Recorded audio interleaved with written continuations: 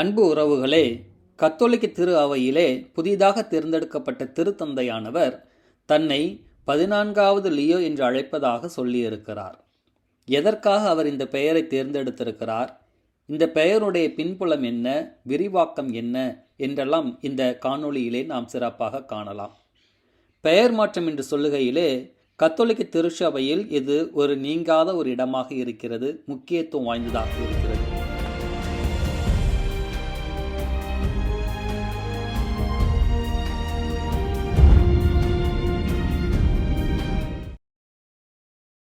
தேர்ந்தெடுக்கப்படுகின்ற திருத்தந்தையானவர்கள் எதற்காக தங்களுடைய பெயரை மாற்றிக்கொள்கிறார்கள்? அதற்கு பலவிதமான காரணங்கள் உண்டு. அவற்றிலே பழமையான பெயர்களை தவிர்ப்பது என்பது ஒரு முக்கியமான காரணம். ஆரம்ப காலங்களில் சில போப்பாண்டவர்கள் தங்கள் பெயர் புறமத கடவுள்களுடன் தொடர்புடையதாக இருந்தால் அதை மாற்றிக்கொள்ள முயற்சித்திருக்கிறார்கள். இரண்டாவதாக, தனிப்பட்ட விருப்பம் என்ற வகையிலே சில சமயங்களில் போப் தனது தனிப்பட்ட விருப்பத்தின் காரணமாக ஒரு குறிப்பிட்ட பெயர்களை தேர்ந்தெடுத்திருக்கிறார்கள்.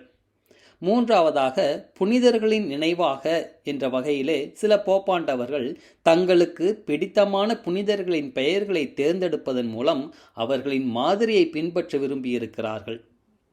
அடுத்ததாக, முன்னோடிகளுக்கு மரியாதை என்ற வகையிலே போப் தனது புதிய பெயரை தேர்ந்தெடுக்கும் போது புகழ்பெற்ற முந்தைய போப்பாண்டவர்களின் பெயர்களை தேர்ந்தெடுப்பதன் மூலம் அவர்களுக்கு மரியாதை செலுத்தவும் அவர்களின் கொள்கைகள் மற்றும் ஆன்மீக பண்புகளை தொடர விரும்புவதாகவும் வெளிப்படுத்தியிருக்கிறார்கள்.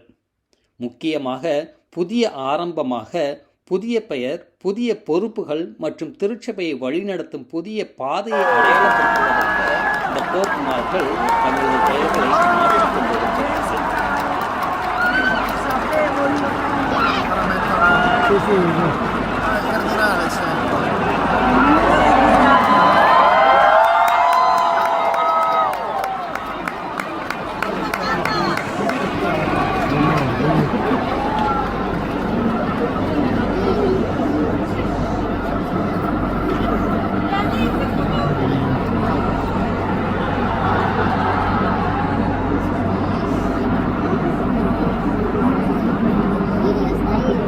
Annuncio vobis gaudium vanium.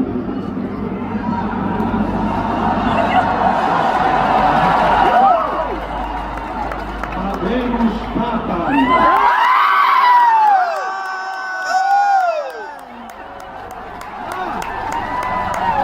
Reverentissimum ac reverentissimum Dominum.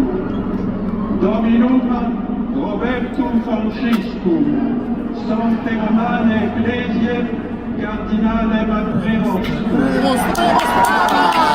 Qui? Nomen inconduit Leonem XIV. Può scrivere il nome? No.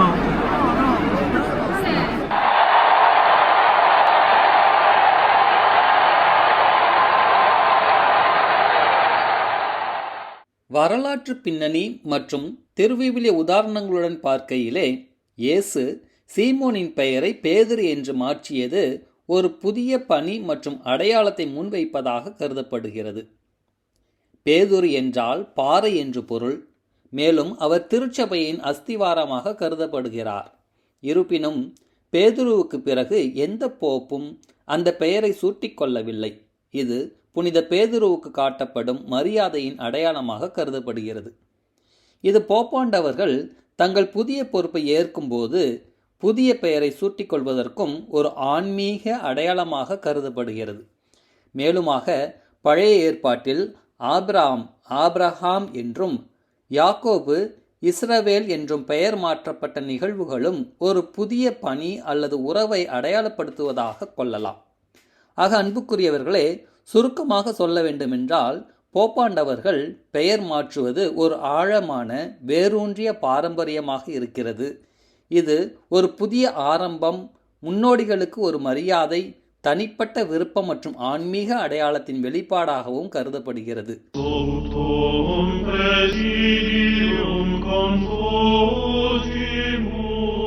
இந்த வகையிலே இதற்கு முன்னதாக இருந்த திருத்தந்தையர்கள் 2ஆம் ஜான், மெர்க்கூரியஸ் என்ற தனது இயற்பெயரை மாற்றியிருக்கிறார்.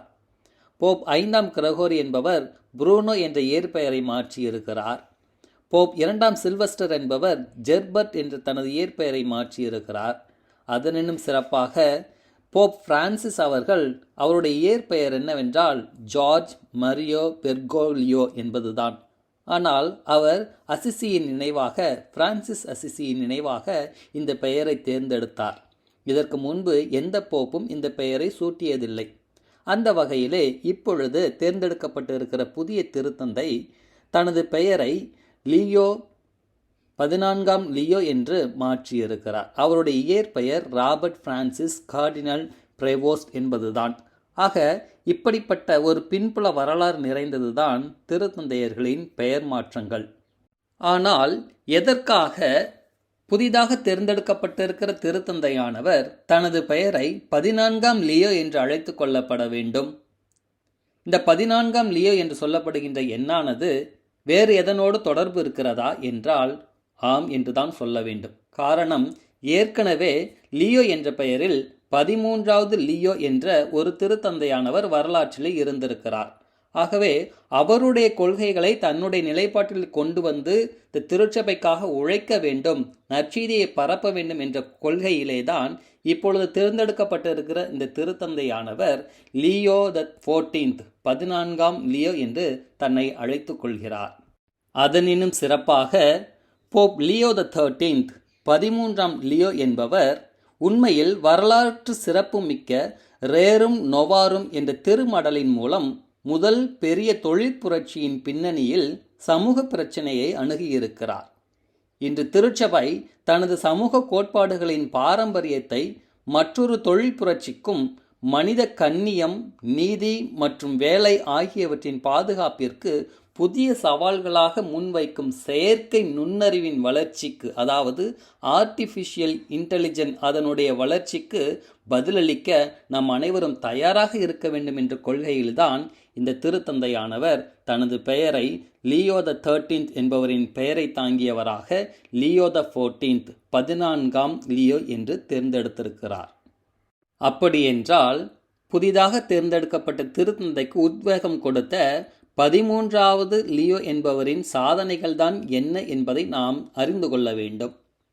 வரலாற்று பின்னணியாக 19ஆம் நூற்றாண்டின் பிற்பகுதியில் ஐரோப்பா மற்றும் வட அமெரிக்கா பெரும் தொழிற்புரட்சியை சந்தித்து கொண்டிருந்தன. இந்த காலகட்டம் முதலாளிகள் மற்றும் தொழிலாளர்களிடையே சிக்கலான உறவுகள் உருவாகுவதற்கும் சமூக கொந்தளிப்புகளுக்கும் பாரம்பரிய அதிகாரங்களுக்கு சவால்கள் விடுவதற்கும் வழிவகுத்திருந்தன. ரேரும் நொவாரும் என்ற திருமடல் என்னதான் சொல்லுகிறது? இந்த திருமடலானது மே மாதம் 15ஆம் தேதி 1891ஆம் ஆண்டு போப் லியோ 13th என்பவரால் வெளியிடப்பட்டது. இதனுடைய தலைப்பானது லத்தீன் மொழியில் புதிய விஷயங்கள் என்று பொருள்படுகின்ற வகையிலே அமைந்திருக்கிறது. அதாவது மூலதனம் மற்றும் உழைப்பின் உரிமைகள் மற்றும் கடமைகள் என்ற துணை தலைப்பையும் கொண்டிருக்கிறது.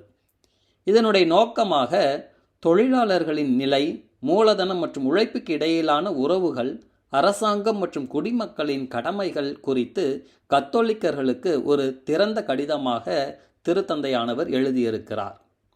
ஆக அன்புக்குரியவர்களே, ரேரும் நொவாரும் என்ற திருமடலானது நவீன கத்தோலிக்க சமூக போதனையின் அடிக்கல்லாக கருதப்படுகிறது.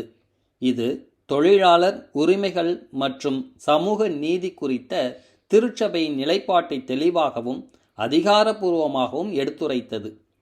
சரி, இந்த திருமடலுக்கும் இப்பொழுது புதிதாக தேர்ந்தெடுக்கப்பட்ட திருத்தந்தையானவர் தனது பெயரை 14ஆம் லியோ என்று அழைத்துக் கொள்வதற்கும் என்ன தொடர்பு இருக்கிறது என்றால், Pope Leo the 13th ரேரும் நொவாரும் Thirumadal முதல் தொழில் புரட்சியின் சமூக பிரச்சனைகளுக்கு கத்தோலிக்க திருச்சபையின் பிரதிபலிப்பாக அமைந்தது போலவே இன்று நிலவும் 2வது தொழில் புரட்சி மற்றும் செயற்கை நுண்ணறிவின், அதாவது ஆர்டிஃபிஷியல் இன்டெலிஜென்ஸ் வளர்ச்சியால் ஏற்படும் புதிய சவால்களுக்கு பதிலளிக்க வளர்ந்து வருகின்ற சவால்கள் நிறைந்த சூழ்நிலையிலே புதிதாக தேர்ந்தெடுக்கப்பட்டிருக்கிற திருத்தந்தையானவர் எவ்வாறு திருச்சபையை வழிநடத்தப் போகிறார் என்பதையெல்லாம் பொறுத்திருந்து பார்ப்போம்.